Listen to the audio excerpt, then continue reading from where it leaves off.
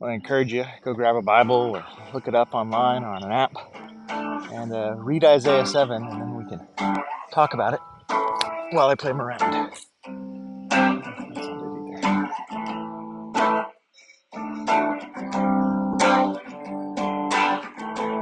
either. One more shot. Force the hope on them.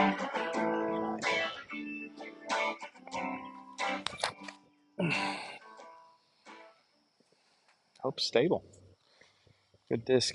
Weird hand fell. Remember in Isaiah is received his conversion and his commissioning to proclaim to people who won't hear. And now in 7, he's dealing with Uzziah's grandson Ahaz. Second Chronicles tells us Ahaz is not a good king.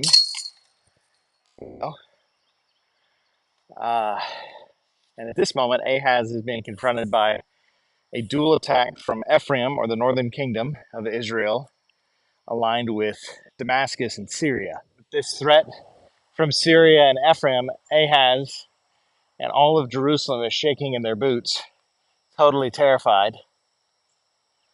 And so the Lord sends Isaiah and his son, whose name translates to "a remnant shall return," out to speak a word of comfort to Ahaz. Let's see if I can force the hope on an Ahaz again.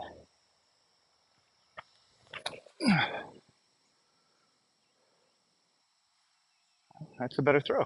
Moment Isaiah is able to go and tell Ahaz, don't fear this guy. The Lord says, don't worry about it. They're two smoldering stumps of firebrands. Not even worth your time. And we think, oh, that's great news, right? But remember what 6 says. You're not going to hear this. The Lord responds with poetic verse talking about how, with a real clear timeline, within 65 years, both Damascus and the northern kingdom will cease to be a threat of any kind. They'll be laid waste. They won't even exist, scattered as a people. In this next little bit, the passage gets weird. Now, I'm going to confess that I'm no expert in Old Testament prophecy.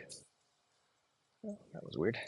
But I think we can see together some things. I'm not going to say I have this chunk figured out. Remember, my goal is for us to read and reflect, not necessarily squeeze every last drop from any given passage. Starting in verse 10, the Lord tells Ahaz to ask for a sign that Syria and Ephraim won't be an issue. And Ahaz responds saying, I'm not going to put the Lord to the test, which is interesting because Jesus uses that same response talking to Satan in the temptation.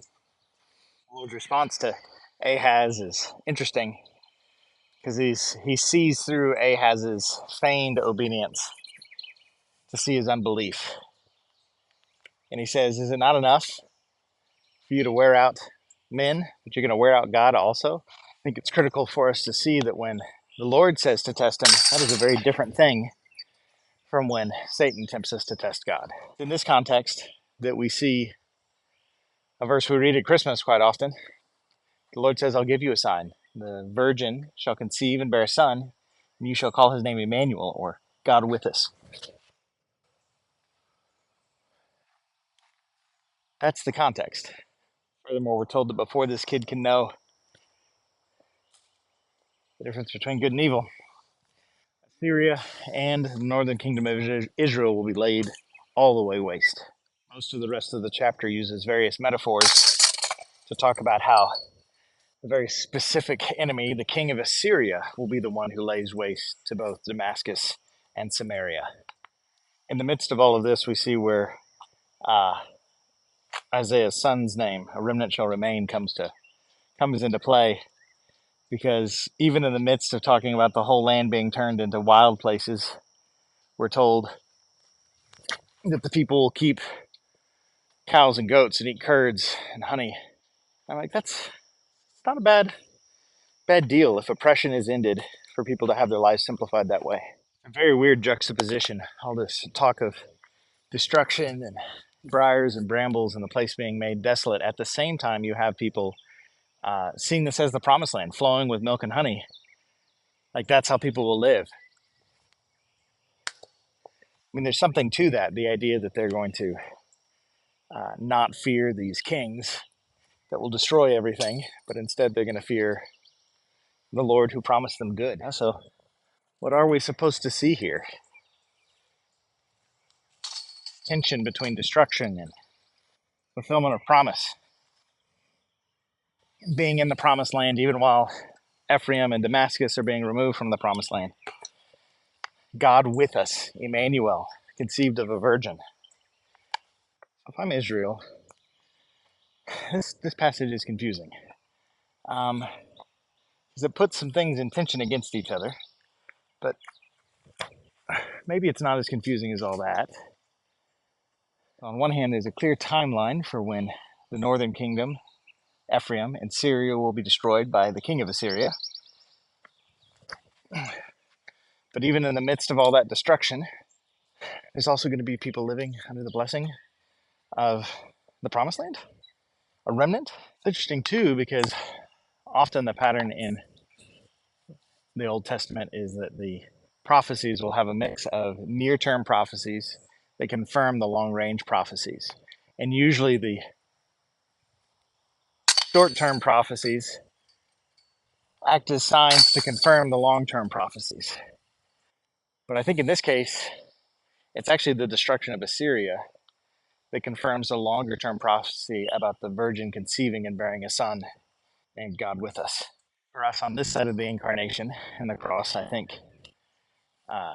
things are clear, although I would still say the structure of these prophecies confuses me. It's just not in a straight line, but the Lord's painting pictures. And so clearly Jesus is that Emmanuel, the promised one. Mary was the virgin that conceived. These are the good promises. And for those who trust him, their lives no longer look like the king of Assyria's, but rather they look like they live in the promised land, enjoying passive income, if you will, curds and honey. Because Jesus is God with us, we enjoy all the blessings. God's presence, and the fulfillment of his promises. It's so very good. So much reason to rejoice, knowing that actually, because of our historical confidence that Ephraim and Syria have been turned into wastelands by the king of Assyria, that we can be sure that Jesus is that fulfillment. Like both sides of this prophecy have been fulfilled. So go read Isaiah 7 and rejoice in the Lord that God has come. God with us was born, and he died to bring about our righteousness. And he doesn't care that we play bad disc golf. Rejoice that the Lord gives promises that he then keeps.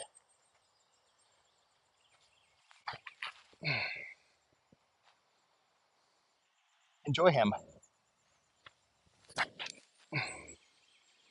and his good creation. Jesus is good.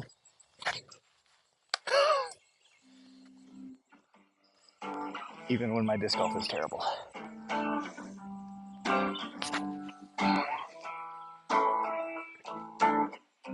None of them are in.